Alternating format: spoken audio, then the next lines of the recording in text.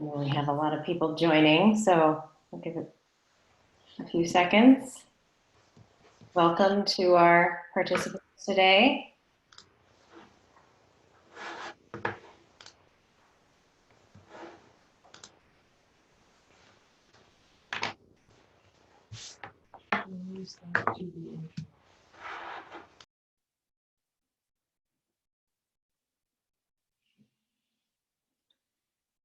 All right, while people are joining, we'll get started. Good morning. Welcome to all of you joining us this morning for the official kickoff of the Mastery Transcript Consortium's online symposium.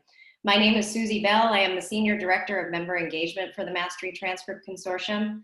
And we are a growing network of public and private schools who are introducing a digital high school transcript that opens up opportunity for each and every student from all backgrounds, locations, and types of schools to have their unique strengths, abilities, interests, and histories fostered, understood, and celebrated. We're delighted to host this webinar, Progress and Promise, MTC and Higher Education, with our member schools, our advisory council and board of directors, and other interested schools and organizations this morning. Our featured speakers this morning are Stacy Caldwell, CEO of MTC, and Dr. Kedra Ishop, Vice Provost of Enrollment Management at the University of Michigan. Before handing the session over to Stacy Caldwell, let me just review a few important logistics about the webinar format. Only the speakers today will be featured via video. Participants will be muted. There are two ways to engage during the webinar, through the Q&A and through the chat. Hold on just a second.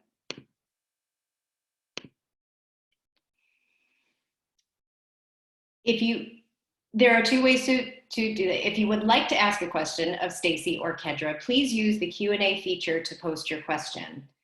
If you see a question that you would like answered, you can upvote that question in the Q&A to signal that you would really like that question to be answered. We'll do our best in the time we have to address as many questions as possible, but with around 200 people joining, we may not get to all questions. If you're interested in leaving comments or questions for participants, you may use the chat feature. Please choose the option All Panelists and Participants for any questions posed in the chat. Please do not pose questions that are intended for Stacy and Kedra in the chat, as we will not get to those. A great way to start with the chat is to let us know who you are and your role in education using the chat feature, sharing with all panelists and participants. With those logistics behind us, let me now introduce Stacy Caldwell. Before joining MTC as Chief Executive Officer, Stacy had served as Chief Product Officer for the Princeton Review, where she was responsible for the company's ongoing innovation and development of education solutions for individuals, high schools, and colleges. Prior to her work with TPR, Caldwell served as Vice President for the SAT suite of assessments, playing the lead role during the most recent design of the SAT. Her previous roles include business and instructional technology positions at SCORE Educational Centers and Kaplan Test Prep and admissions and consulting roles at Bain & Company and Arthur Andersen. Stacy brings to the MTC a deep understanding of innovative education models as well as the dynamics at the intersection between preparation for college and college admissions. With that, Stacy, it's all yours. Great, thank you so much, Susan. And good morning to everybody. I am really happy to be here this morning and hugely grateful and excited to have this conversation with Dr. Kedra Ishop. Our flow today, I'm going to give us a few updates as to the MTC, since this is our twice annual chance to really get a shot to tell you this information live. Then we'll hand off to Kedra, who will give us her take on what's going on at the University of Michigan, as well as how she's seeing both this work and admissions work in the context of this spring and COVID-19 playing out. We're then going to try to leave almost 30 minutes for questions. So Susie mentioned, if you have questions, get them in the Q&A and start upvoting them because we're going to try to leave plenty of time to that. I'd like to start the day with a couple thank yous. First, thank you all for being with us this morning. It's really exciting to have such a good group, and I'm really enjoying seeing all the notes as to who's here flowing by this morning. Also, really thank you for undertaking this virtual symposium journey with us. Susie and team have done an amazing job of converting this work over the last sort of 4 to 6 weeks. And we're really excited that you all have chosen to take on this journey with us. And a special thanks also to our advisors team, facilitator group, who have jumped in and moved to do this work virtually as well. And then finally, I wanted to thank you all for the work that you are doing. We really, as a team, have been inspired talking to and listening to the work that you are doing. And we know that you, your faculty, your teachers have been doing whatever it takes to really get students what they need in this new reality and make sure that they're feeling supported. And we've also been really impressed with the thoughtfulness that you've been able to engage in, even in the middle of all of the crises and the new work that you're doing, a true thoughtfulness around how you're approaching decisions and looking for opportunity. So truly, thank you for that. And it might seem a little strange to say, but as we've listened and learned with you, as we've talked with state leaders, higher ed leaders, and others in the space, you know, we are really finding a moment of hope in the midst of this spring's crisis. I'm hopeful that the lack of standardized tests that we're going to see this spring will allow all of us to really open up our thinking to the more authentic, engaging ways that we can know what students know. I'm hopeful that the work that schools are doing this spring to define what's essential will translate into ongoing rich definitions of their vision and portrait of a graduate. And I'm hopeful that the fact that grades, by all accounts, will not be seen the same way this spring will allow colleges to accelerate the work they're doing to take in and utilize less traditional and more authentic information about students. Really, truly, in this crisis, we have an opportunity, and we're looking forward to working with you on all of that. Okay, let's get on to a couple updates.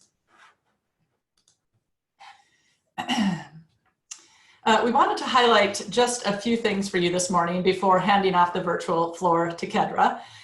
First, we're very excited to note that we have launched a new version of our website. So if you go to massfree.org at this point, you will see a new version of the website. We're excited about this because everything I'm about to tell you in the highlights, you can go learn more about on the website. We did this work internally and was a labor of love, often on the nights and weekends for several members of the team. So I'm really excited to introduce it, and we look forward to getting all your feedback on it. We have, and including, by the way, here's a good example of our transcript. On the website, you can find more details there, and I hope many of you will be joining Mike and DJ as they take you through both the updates that we've made going into this year and what we can be expecting to see going forward. We've continued to expand our membership this spring, and we're now at 313 member high schools, which is exciting news. Also exciting, we are continuing to see public school districts, like most recently the Berkeley School District in South Carolina, continue to join us. We also this year updated our mission vision statement to a purpose statement plus a statement of why to more fully incorporate our commitment to diversity and inclusion. So Susie read through this earlier. I'm going to read it one more time. Our purpose statement. MTC schools are creating a digital high school transcript that opens up opportunity for each and every student from all backgrounds, locations, and types of schools to have their unique strengths, abilities, interests, and histories fostered, understood, and celebrated. So we, along with a set of advisors, work through that as a statement that really, we think, captures the full range of students that we're serving and the full range of opportunities that we want to be showing. We then also pulled together a longer why the transcript statement that again shows our commitment to ensuring that we are doing this work for the full range of students, and that in doing this work, we are really trying to help along transforming education in the ways that you all are changing the way that high school can happen every single day. So here, the traditional transcript reinforces outdated modes of education, constrains innovation, limits learning to single subjects, and impedes the pursuit of educational equity and excellence. It sorts and sifts students through narrow measures such as grades and GPAs, reducing each complex and unique individual to a simple number. The MTC Mastery Transcript is a dramatic alternative to the status quo. It supports each student in learning for today's world, in exploring and pursuing varied pathways to futures that compel them, and in being recognized for acquiring and mastering skills both inside and outside of school. So this is our brief statement of why. We have supported it with a longer Why the Transcript paper. Again, if you check out the Why the Transcript page on our website, there'll be a lot more detail there. And then finally on to the exciting news of how this year was going. You know, many of you who have heard us talk over the years know that the way we've been talking about this year is this is the year that we are turning theory into practice. So when we chatted with folks back in the fall, we said, this is the year it becomes real. We have 4 high schools, they're gonna lead the way, and we're going to get real mastery transcripts out into the world. And we spent the fall and winter doing exactly that. And we have tremendous news to report. So overall, the 4 pilot high schools, Winooski, Gibson Neck, Pathways High, and Forest School, had students send out the mastery transcripts as part of their application process. And between those 4 pilot schools, we had 130 colleges receive mastery transcripts this year. Thus far, students have received 78 and counting offers of admission. And I think, you know, those are the numbers, but let's suffice it to say, I think this was as good or better than we possibly could have hoped. A wide range of colleges received these transcripts and colleges engaged with them. We had a number of really rich conversations with folks that led to insightful conversations about both what we could continue to update, but also the work that, sort of deeper appreciation for what colleges would be able to do with this information. And all of the colleges took and used the transcript as part of the application process. We didn't have a single college come back to us and say, no, I can't use it. So I think that that's a testament to a few things. Number one, I would highlight that it's a testament to our higher ed advisory group who worked with us really closely over the summer and fall to make sure that we had updated and shifted and sort of incorporated the things that colleges would really need to be able to accept it. It's a testament to the team who, the team both at MTC and the teams at each of these high schools who responded very quickly when colleges had questions and made sure that we were getting them what they need. So overall, lots more stories to come out of this, but wanted everybody to know that we had a tremendously good first year. And that we also are seeing a nice expansion. So right now we have 14 high schools who are planning to send mastery transcripts in 2021. And so with that as hopefully our nice transition point, you know, I wanted to now hand off to Dr. Kedra Ishop to give us her take from the higher ed side on what that process has looked like as a higher ed, Kedra was a part of our higher ed admission or advisory group, and is also somebody who has been at the forefront of thinking about how admissions can really, how the high school to college transition and how the admission process can be really used as a force for good and a force for diversity and really equity. Just to give you a quick background, Kedra is the Vice Provost for Enrollment Management at the University of Michigan. And before that, she had a 17-year career in admissions at the University of Texas. She's also a nationally known speaker and leader and is deeply respected for the work that she does more broadly. So Kedra, welcome, and would love to hear your initial take before we go to questions. Sure. Well, hello, everyone. Good morning or good evening. I see some of you are on the other side of the world, so you probably are at a different time of day. I hope everyone is safe and well, and that your students are faring as well as possible during this crazy time. You know, at Michigan, these days feel like weeks, and the weeks feel like months. And although I can't see you, I'm sure you're shaking your head in agreement. You know that that this has been, you know, kind of truly a challenging time, and that there's not quite a finish line in sight yet. Time seems suspended somewhat as we work around the clock in support of our students and our staff, and in the case of Michigan, also our state as the largest employer and the largest hospital system in the state.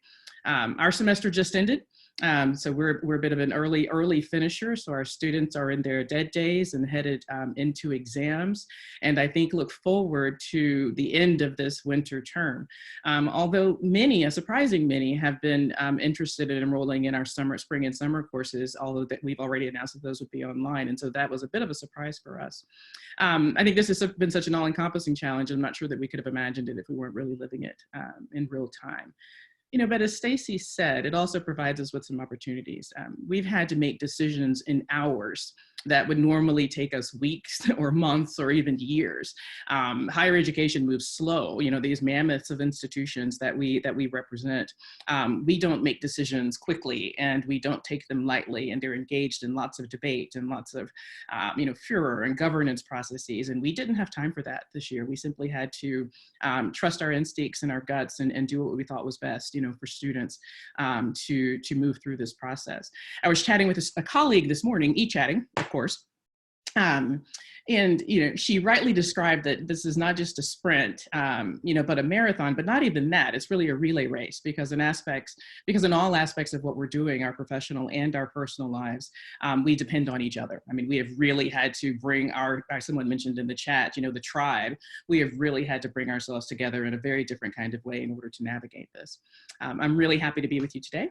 Just as a warning, I have 3 slumbering boys who will awake at some point over the next hour or 4. They're over there sleeping on the couch because that's where they sleep when they're not in school. And perhaps during this talk, and there's also 2 dogs. And so if UPS or FedEx shows up, it's going to get loud for a moment. So I apologize now for that. As Stacy mentioned, I serve on the Higher Education Advisory Board, and I do this because I'm inspired by tinkering with systems. Most of my career has been in opportunities to rebuild the way that we do our work. Before I came to Michigan, I was at the University of Texas at Austin for 17 years, and my time there saw transformative systems at the University of Texas, from a modestly selective institution that was making decisions by test score, and in that case, class rank, to shifting to a system that was using holistic review, watching what was happening in Michigan, losing our ability to use race, bringing it back in again, building a selective admissions process, getting sued a few times in the process, moving through that.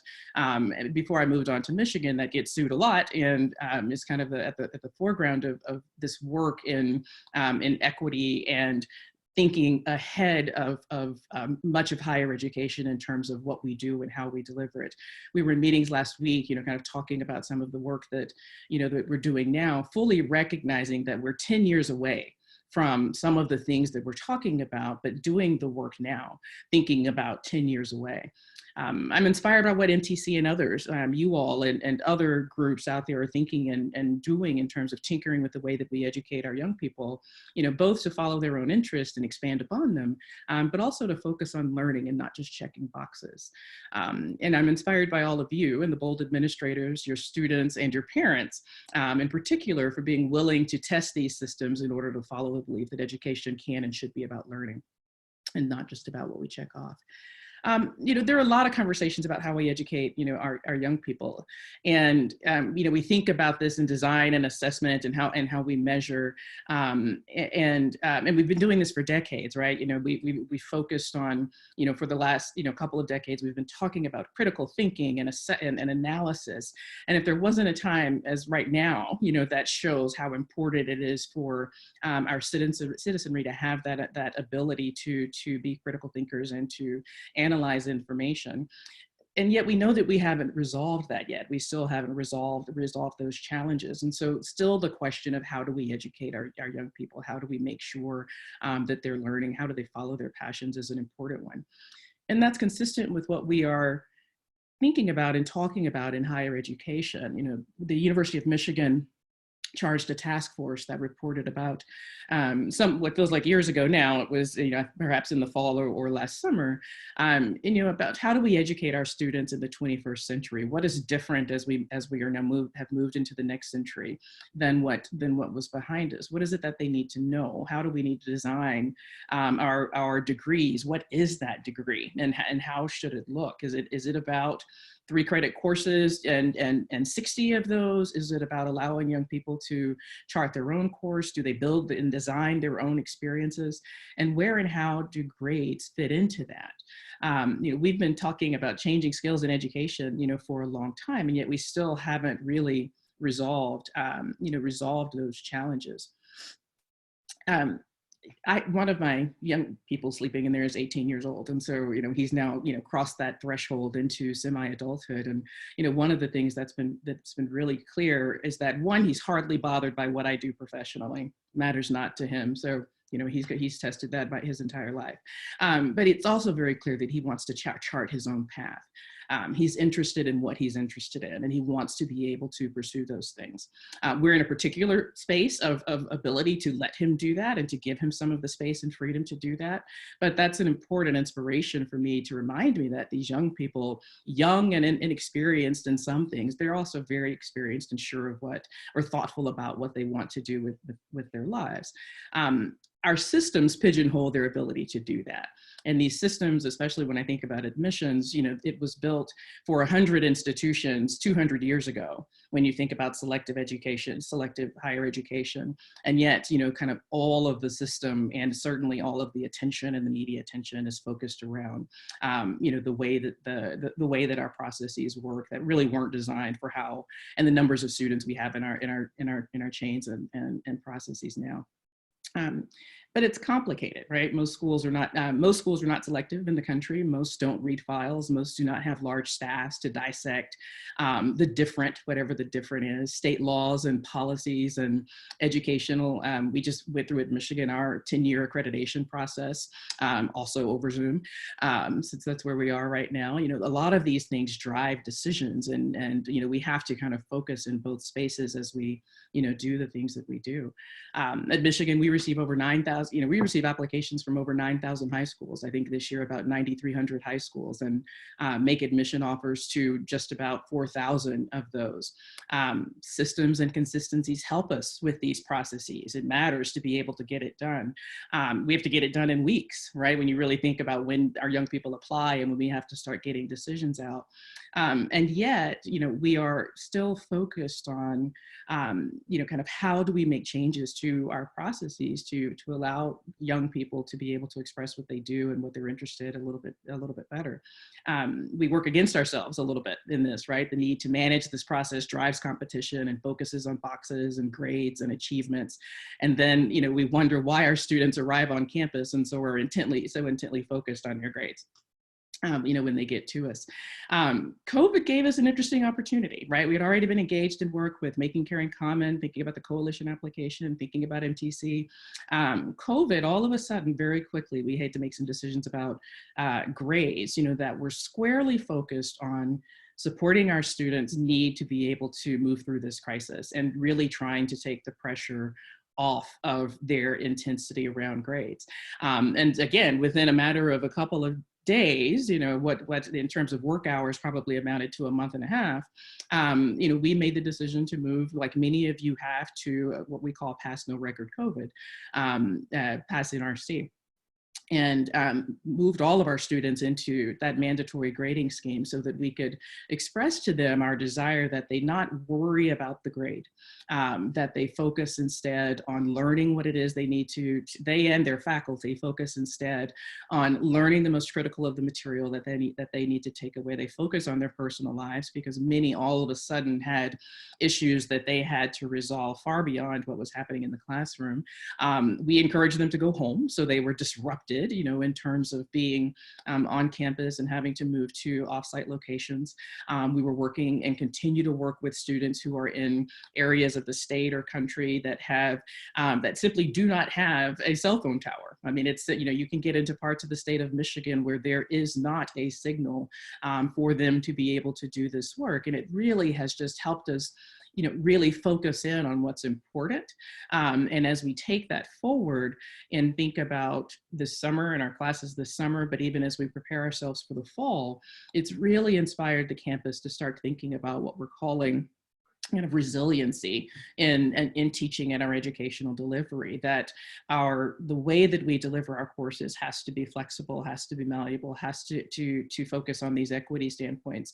One, because we don't know if we're going to be here again with COVID specifically, again, in just a matter of months, but it gives us this opportunity, to reimagine how we deliver education. We were already thinking about how do we take an institution that serves 40,000 to serve multiples of that, and what would that look like? Not in our case, not kind of a traditional moving to a traditional online space, but how do we really massively think about expanding our ability to offer coursework? And unexpectedly, our response to COVID and the continued work that we have to do in that space has given us, as Stacy was kind of talking about, the inspiration and now a different kind of motivation, because we want to keep our campuses open, to think about that delivery and think about what's important and what our students are doing and the ways in which they may be able to show their competencies and show, that they've acquired the learning that they need to acquire differently.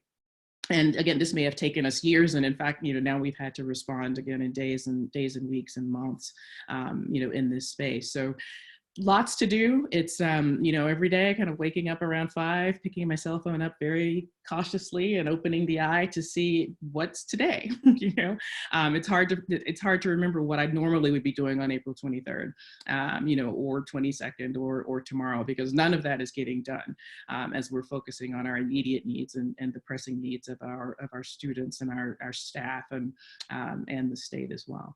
So again, I'm happy to be here, happy to answer questions and engage with you all. I wish I could see your faces. I'm enjoying seeing your comments in the chat.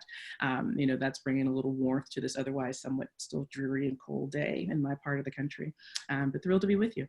Thanks, Stacy. Thank you so much, Kedra. And before we have Susie jump in and start sharing questions from folks, I thought maybe we could start with just a couple things that I'm, one very specific. Can you hear me? Okay. Yeah. Okay. Maybe me. One with the sort of, we'll start with the specific, and then I have one broader one. So just because, this is questions that folks consistently have, could you talk a little bit about where Michigan is in its specific decisions around what's going to go on with this year's seniors, the folks who have offers of admission as you're facing sort of uncertainty around the fall? And then also, where are you in thinking through how you're going to view this semester, specifically for, say, this year's juniors and the folks who are in the middle of perhaps having credit, no credit, as opposed to grades for the first time? So could you speak to those two specifics? And I think you're on mute, Kedra. Thank you for saying the questions at the end. I missed a little bit of it. I think I lost. This is also going to be a consequence of COVID. It's not going to last much longer. So in terms of one, our first approach is that we have the same sensitivities for the students that are coming to us that we have for our own students. We recognize that this has been a very tumultuous time for our young people, and so the expectations of how they finish this year are consistent with the same, kind of care that we have, tried to give to our own students. We know that it's been disrupted. We know that the completion of classes and the completion of whether or not they take their AP exams, how they do on those exams, all of that is just going to be very different because the world is different right now. And we intend to be as compassionate in that space, as you would expect us to be in our work. So for seniors, it's, what we're really trying to focus on, those that have chosen to enroll with us, and right now that looks good for us. It's reaching out to them and trying to provide just the information, with some bit of transparency as to what and how things might look. There's a lot we don't know, and that's just the reality of, like, we can't answer some questions in terms of what the fall will look like and the things that we'll do or not do. But what we are, committed to doing is making sure that under whatever public health circumstances we find ourselves, we're going to deliver as excellent an experience as one would expect from those enrolling at the University of Michigan. I often have to remind my colleagues in my vice provost space and, kind of with the administration that My work and those of our team of 200 or so people that sit within enrollment management, we're 12 to 18 months ahead of campus, right? So we're not only just focused on our seniors, that's almost really the end of the process. We're ready for the handoff. And in this case, we'll be handing them off to online orientation, and we're working really hard to make sure that's a robust experience for them, and our campuses really come together. But we've also have to focus on this next group of students who in this case have completed what is we often talk about in admissions as kind of one of the most critical years, right? That junior year when they're taking kind of their most significant classes, the last full transcript that we would normally see for them. Many of them are testing in the spring, and maybe for the first and only time if they're reliant on in-school testing, or for some it will be one of many times that they may test. I mean, that's the realities of what we see. And so, admittedly, we have been focused on our current class and our current, kind of situations on campus, but we've also started turning our attention to relaying those same sensitivities to our juniors. So really it's for any students, all of our students. This winter 20 is going to be distinct for all transcripts, all years, across all levels of career. Those going on to professional school, as well as those that are finishing their freshman year, freshman year, sophomore year, et cetera. But for juniors in particular, I mean, there are still outstanding questions about what may change about the process for them. We have not announced, for instance, that we're going to be test optional. We're continuing to kind of watch the landscape for that, but are highly sensitive to the challenges that exist in that space. Michigan is an in-school testing state. So, many of our students rely on the in-school testing, to be able to provide exams to us. And so we're working closely with our colleagues in the agencies to understand what those options might be and what we might require. We're also looking at our application process and looking for ways to, in this case, not to let a crisis go, not to let a crisis, not be taken advantage of. Can we now find some things in our application that it's time for them to move on, or we need to make changes to, that might simplify the experience, for our young people, and especially in this time, and not just them, but for those of your counselors, their counselors and teachers. There may be some areas that we work in the application to enable this to move a little bit more slowly. We may think differently about our deadlines to enable the process, to be able to move in a more smooth fashion. Some of those are still dependent on things we don't know yet. Will schools open on time or not? Will they open in residence, or will we still be online? And so we are being very thoughtful and somewhat cautious in watching the landscape before we make those decisions, but we're highly sensitive to them.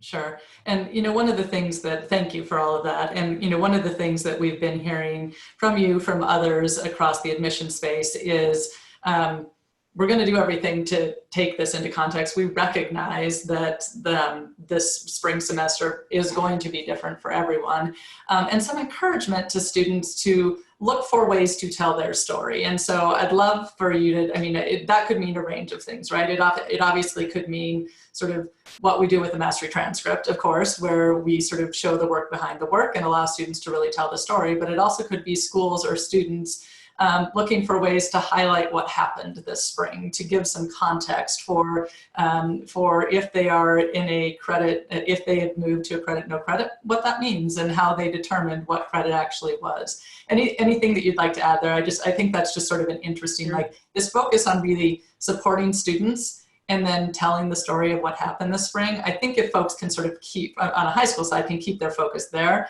My general sense is that for the most part, admissions folks will be looking to understand and hear those stories. Yeah, I think it's even our first assumption is that there was disruption, right? So, I mean, we're going to come into this process understanding at the very beginning that there was disruption, and also understanding that, as we always know, depending on the schools and the communities and kind of where we are in a public health space, some schools may be in a position to tell us what happened and what changes they made, and some schools may not be in the position to do that. So we're going to enter this process with the assumption that there were challenges in winter 20, because we know that they were. And so right off the bat, we are already kind of placing that term within its own special, kind of reality in terms of what it looks like for us. Certainly it is going to be helpful, just as it always is, for be it the profile or an attached note or an email sent to the counselor that, that works with your school, anything that helps us better assess, kind of what we're seeing. That could be, again, anything if schools are having challenges getting materials out, or starting the school year and don't meet deadlines, or changes that they've made to their grading scheme. We've seen many of our colleagues on the K-12 side make some of the same decisions that we've made about Winter 20 as it relates to grading, and support those decisions, because it's just, it's had this effect on everyone across the country and world. Understanding what that looks like, our faculty, will still, not from the distinction of wanting to be critical, but for making sure that we can transition our students well, we're still going to do everything we can to understand if there are gaps that we need to assess. We're having to do that on our side as our students progress through their coursework coming out of Winter 20. And we also want to make sure now that as students are entering and coming to us, try to understand, kind of what might be missing. In our case, we're thinking about bridge courses, for changes that happened with the AP, as an example, or IB. We're thinking about, if there were areas of curriculum, that didn't make it into those exams or the end of the process. Should we think about bridge coursing, to allow students to make sure they have the educational experience that they need in order to be successful with us. We don't want the challenge of COVID to linger throughout the student's career in ways where we can try to fill some of those gaps. So, having that relationship with our high school community, we may be asking for information proactively from you. You can certainly share it back with us, but it all comes from a place of being supportive and completely aware and understanding of the challenges that this semester brings for our students. Changes in grading schemes are not going to be a problem. I mean, we're going to just have to make adjustments to that and understand that context. In the MTC context already, where we would have to make adjustments. We haven't received an MTC app yet. I think we were really close, but it didn't come to us. But we do have other competency assessment transcripts that are part of our process, and those young people have been admitted, and we look at this in this class and prior, and we look forward to bringing them in. But yeah, we completely understand that there's going to be challenges in the grading system this year. On the other side of it, is also for those of us that do selective admissions and require essays and letters of recommendations. I mean, I think we expect that there's going to be a lot of conversation about this. If you've done work on admissions, what happens in the essay space, whatever the crisis of the year was, we'll see a lot of that, referenced. And again, as part of thinking about how we might change our application, we're thinking about, how can we get at that in the way that is useful for us? Meaning what we are most interested in is making sure that we have a signal of students that we might need to give additional supports to, not just academically, but this could be, in a personal space or personal challenges as well. So we'll be looking and, kind of looking for information, that helps us understand if this is a student that needs transition support, might need a different kind of funding support or a reach out, to make sure that we can support them well. Thank you. So as we transition to Susie here, maybe just sort of a quick, one of the, I guess this will be a comment / question. One of the things that I'm sure you all are hearing and that I have heard deeply from Kedra, I've had the pleasure of working with and knowing Kedra for a number of years now, is her consistent thoughtfulness about how each decision that she's making can play into equity implications, what that means, how that means that she and her team should take on their work.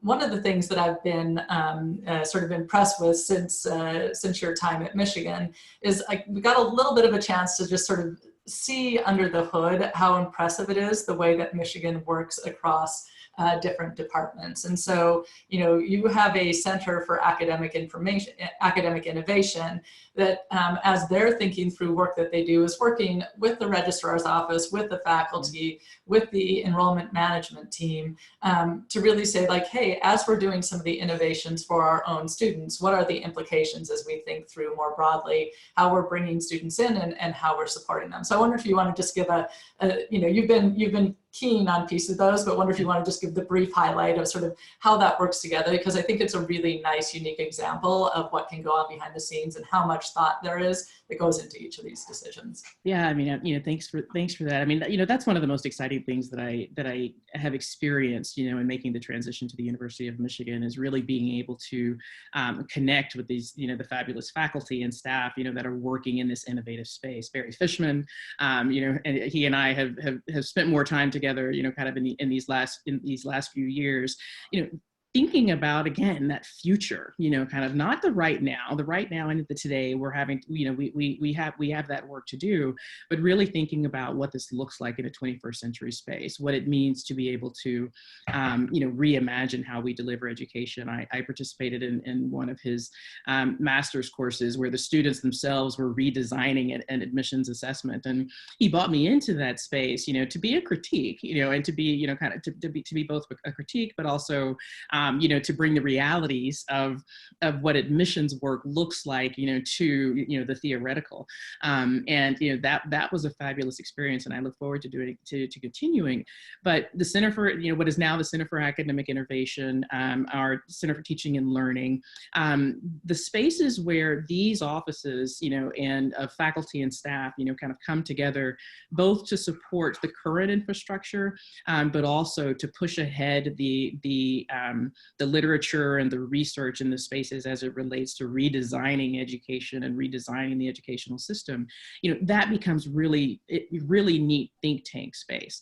And Michigan is a place where we can test these things. And that's part of what took me to Michigan. It's what's so exciting about the work that we're doing, you know, is that we have the ability to kind of take big ideas and find a place to be able to test them and work with them to see if it might get some traction. And so that, you know, that's part of my relationship with MTC and that work with the K-12 side of this and some of the other committees that are doing this work is kind of putting all of those pieces together. And it's fascinating. I mean, that's, you know, when I don't care to continue looking at enrollment figures, you know, that's a great space to be able to kind of get into, because it really helps to bring what we do full circle, connecting, you know, the students and the administration of these processes, you know, to the academy and to learning, you know, in ways that we often don't get to do in my field, you know, but that we're able to do at a place like Michigan. So it's super exciting. Yeah, that's great. Thank you. All right, Susie, it looks like we have a few questions. Want to start pinging us? We do. Thank you both so much for getting us going in very thoughtful ways and actually taking some of those questions off the table with those thoughtful responses. But the first one that's received quite a bit of quite a few upvotes is, what are the competencies and the areas of the transcript that colleges found most valuable and compelling? And I thought I'd give that a shot, Stacy, because we've had Mike Flanagan is on our call here, and he's given me some notes to share with the team, with folks here. And unfortunately, at this point, this was our time to really gather a ton of feedback from colleges. But as Kedra can attest to, and many out there can attest to, that's not a priority right now for a lot of admissions offices. So the COVID-19 pandemic has certainly gotten in the way of getting the feedback, the full range of feedback that we've been looking for. But there are two emerging themes that we've found in the time that we have had with folks. And the first is having a standard format layout for the school profile about our school information, about your school information, that was integrated into the transcript itself, making sure that the format was consistent across schools, but that really the ability of the school to shine through in that consistent format was key. And then number two was providing evidence, which is student work samples, which is a key feature of the mastery transcript, in the context of the student's experience. Readers liked the fact that they didn't have to assess the work, that the school had already done the work of assessing it, and the standards were visible along with the work samples. And then actually one more, which is some schools are explicitly looking for how students are pursuing their areas of interest beyond the classroom itself. And they like that students could use co-curricular experiences as part of their transcript evidence and as part of proving that experience led to then the earning of a mastery credit. So that's just to give you a sense of where we are. As far as the competencies are concerned, again, that's information we're going to have to glean. But Kedra, I don't know if there's, if you have any insights in particular on that question from the higher ed perspective. So perhaps not specifically in competencies. And I say that only because, you know, again, if you imagine that for us with 9,000 different high schools, you know, really the expectation is that, you know, what we're looking for is to be able to clearly assess what those competencies are from the standpoint of the expertise of our K-12 partners in determining, you know, kind of what their students need to learn, and then how we match that to, you know, the myriad of opportunities that we have at Michigan. What I have appreciated most in our relationship with the Higher Education Advisory Board is the willingness to, you know, for us to be very transparent and you know, and critique the work of the transcript. They've listened to us just as they listen to you. You know, as I kind of mentioned in my opening, there are realities of this process that we have to be able to navigate. And I think we've had a good partnership in being able to push back where there are things that we simply have to know, or areas that it would help, you know, for more institutions to be able to grapple with the transcript. And MTC has been tremendously responsive in hearing that message while also staying true to the mission and the core values of what the Mastery transcript is seeking to do, while also trying to help meet us somewhere along the continuum of how we manage and how we navigate the admissions world. That's great. Thank you so much. And then we had a question about, sorry, I'm going back to it here. Oh, that got a lot changed while I was having that conversation. Let's see. There was one about, oh, has Mastery Transcript looked at university acceptance outside of the U.S.? And I think, Stacy, that's one for you. I don't know that we've had a ton of international university applications from the Mastery Transcript. So no, we did not this year, and most of the schools that are in our membership, including our international high school members, have the majority of their students planning to apply for admission in the United States. So I would say we're very, very early in that conversation. We've had some conversations in England. We've had some conversations in Australia. We've had some conversations in a couple other places.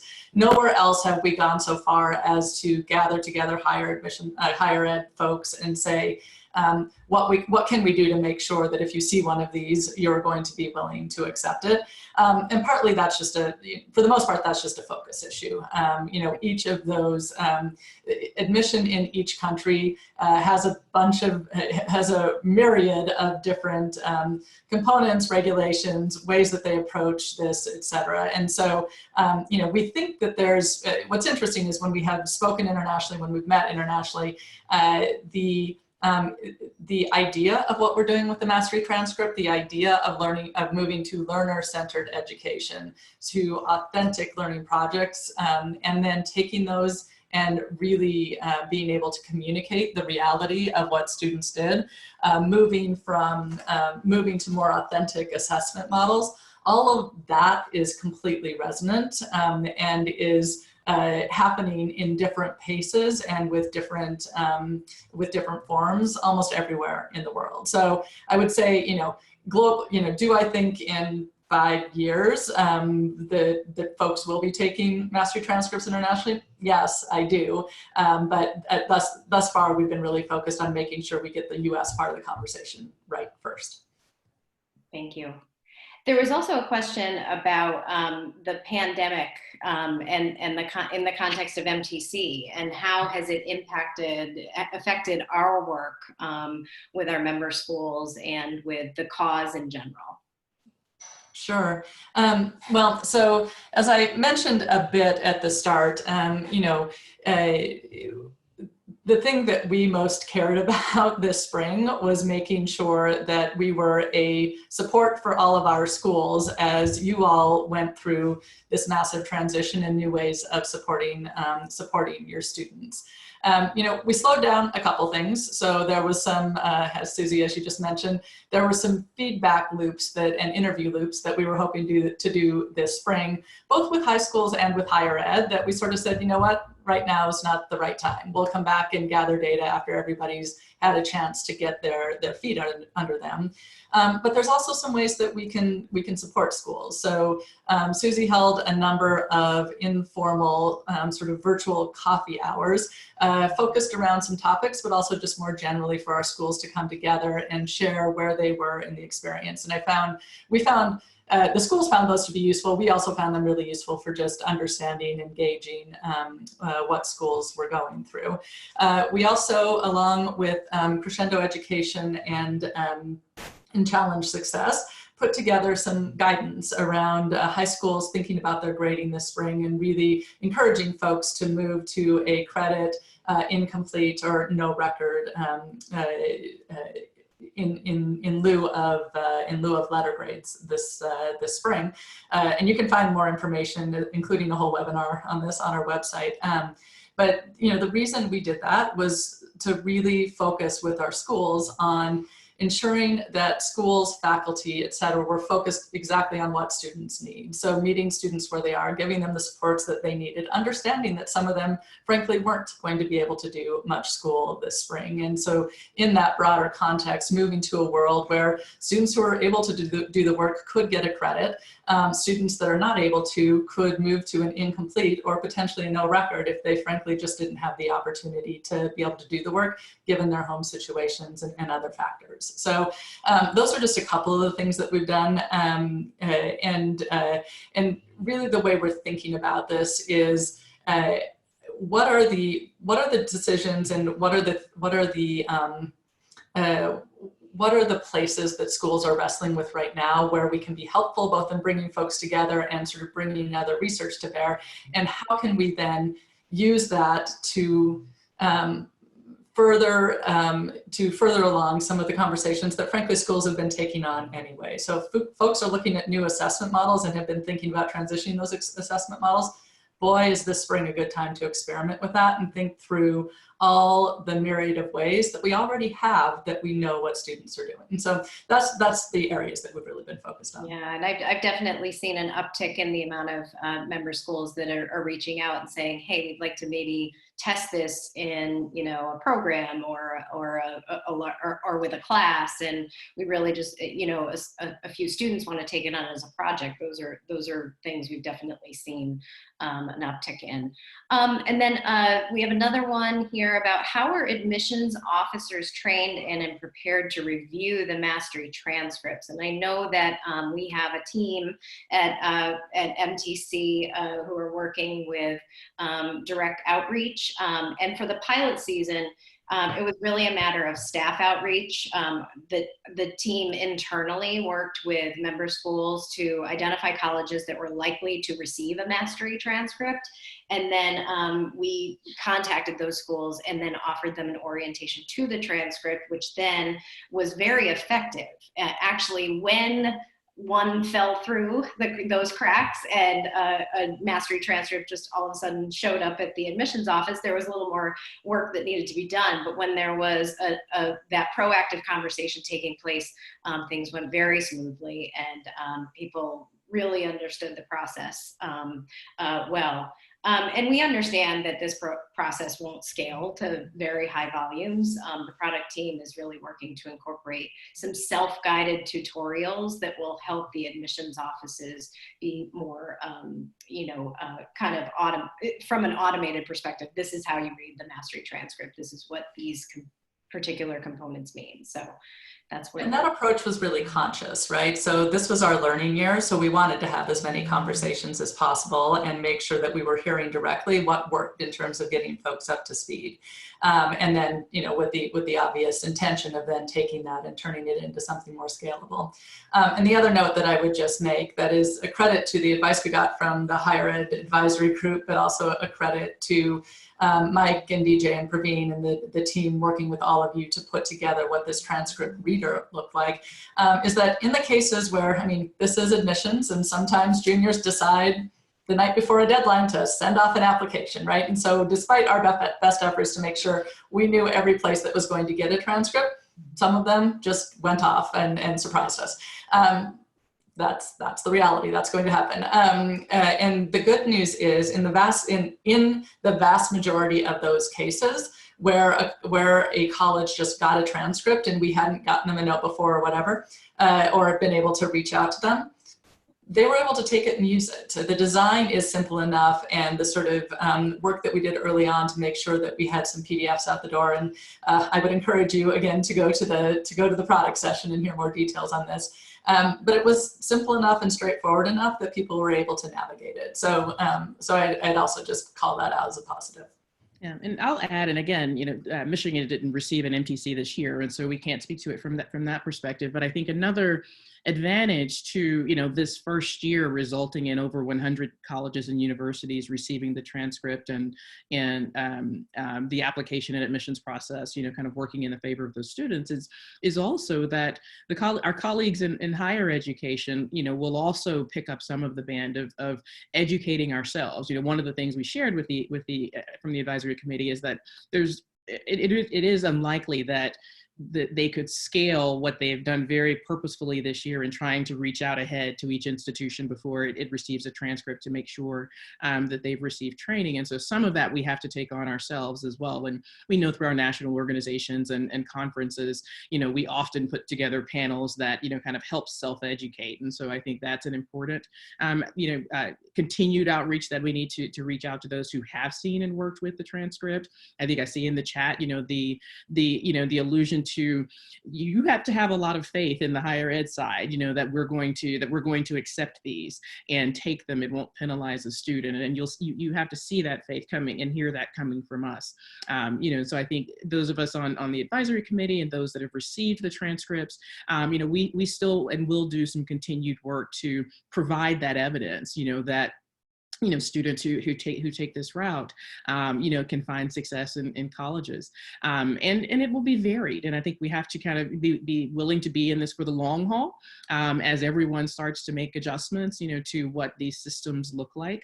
But it will depend on us kind of assisting on the other side and helping to push that message along. It's great, wonderful. Well, we have just about 2 minutes left, and we have time for one question that I didn't see at the beginning, but it got upvoted and it was a little earlier on. So, and this is specifically for Kedra, and probably, you know, goes along with sort of the theme you were running on just now. Assuming the University of Michigan goes back to using grades when this is all over, do you think that the no grades experience will have had a positive effect on decreasing the significance of grades in test scores? Or will teachers and students be eager to return to the familiar, comfortable, good old days of grades and test scores? You know, I mean, I think there's a reality that everyone is comfortable with what they're comfortable with. And so, you know, I won't be naive to say that, you know, that there won't be some kind of return to some version of normalcy, you know, in terms, I mean, we at Michigan, we have not carried our PNRC ahead to future semesters, right? It was designed for winter 2020. That being said, you know, what we are continuing to do is really rethink and think, you know, kind of deeply about how are we delivering, you know, how do we deliver these courses and what is our emphasis? We were already thinking about, you know, kind of the importance of grades and things that we might imagine, you know, kind of trying on our campus to de-emphasize grading in that process. So yeah, I think on one hand, yes, we expect that we're going to see what we would normally see whenever our new version of normal, you know, kind of comes back around. But I also think that it has given everyone a look under the covers, to realize that we can do this differently, that we can look at this differently, that what we think we need or how we utilize the things that we have, and kind of speaking globally for holistic admissions, that we may have to examine that we can examine those things differently. I think in some cases it's allowed us to have different conversations with our faculty and our administration and our boards about what we have, what we need, what we use, how we use it. And that should carry forward, because I think we have to prepare ourselves differently than we were prepared for winter 2020. And in doing that, these experiences that we've had with this current COVID situation is going to inform the decisions that we make in the future. Sure. And with that, we are at noon, and I want to thank Dr. Ishop and Stacy Caldwell for a fantastic session. Thank you so much. This session is recorded, so we will get it out to folks as soon as it is available. And we encourage you to take advantage of our second public webinar, which is scheduled for tomorrow at 10 a.m. Eastern Time on our product roadmap, which will give you an overview of where we were, where we are, and where we're going with the transcript. Thanks so much, everyone. Take care. Stay safe. Thank you.